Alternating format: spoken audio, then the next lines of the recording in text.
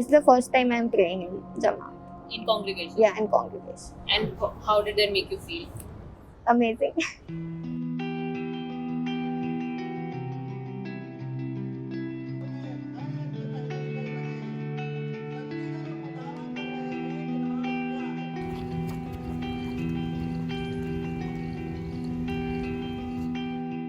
As a kid, what we used to do, like even when I was 5 or 6, we used to dress up as boys, and because we had these boy cuts, and we would go and we would pretend to be men just because we wanted to go to the mosque.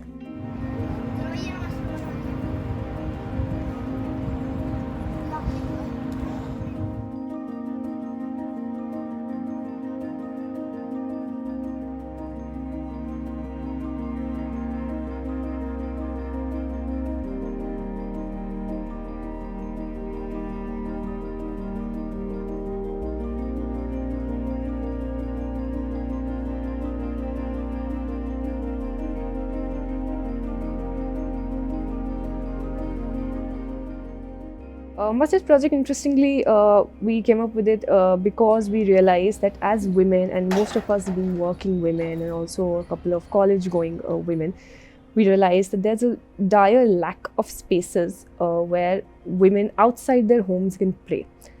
And this is somehow particular to the South Asian context. So this leads to a lot of women who are probably outside their homes during the namaz to miss it.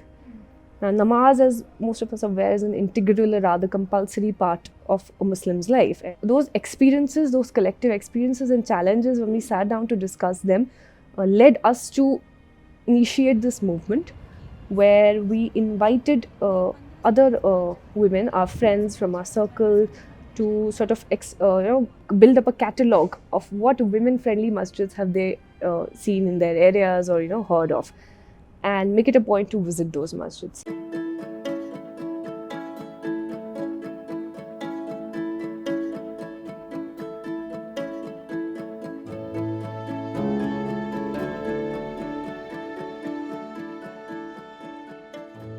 Rasulullah, he shortened his recitation of the Quran during the prayer when he heard the cry of children.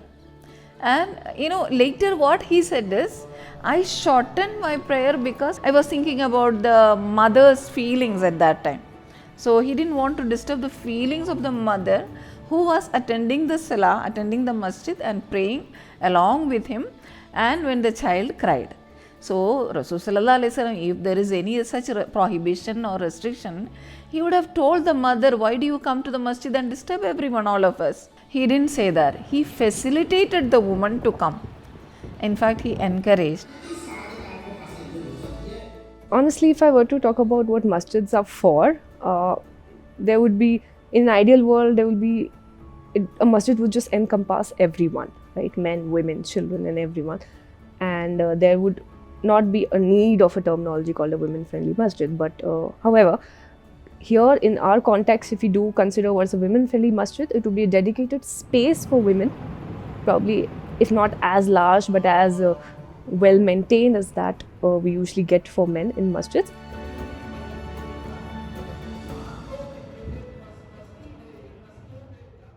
Actually, as per the Sharia rule, the Quran and the Sunnah of Prophet Muhammad, it's not compulsory for a woman to enter into the masjid.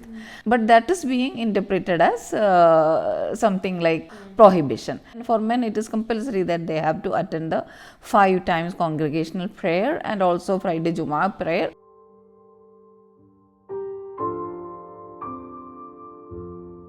That will only happen if the women know that they are allowed to come, right? So this dialogue, this discourse is only not present in our community. So just because people are not turning up, that doesn't become an excuse for them to not provide the infrastructural facilities, right? They won't come is another thing. They are not coming is true.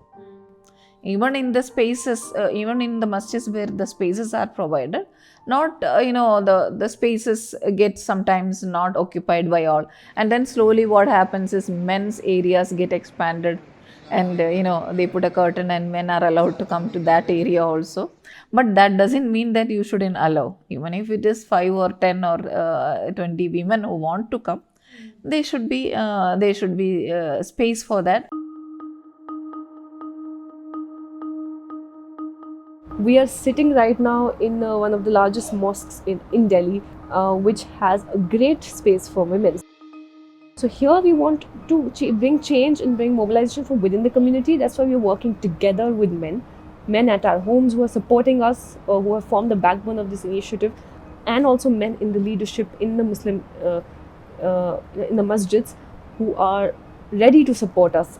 Definitely do not want to be seen in a light where they say, okay, Muslim women are leading this because men do not allow them in masjids. That's not the narrative we are trying to bring forward.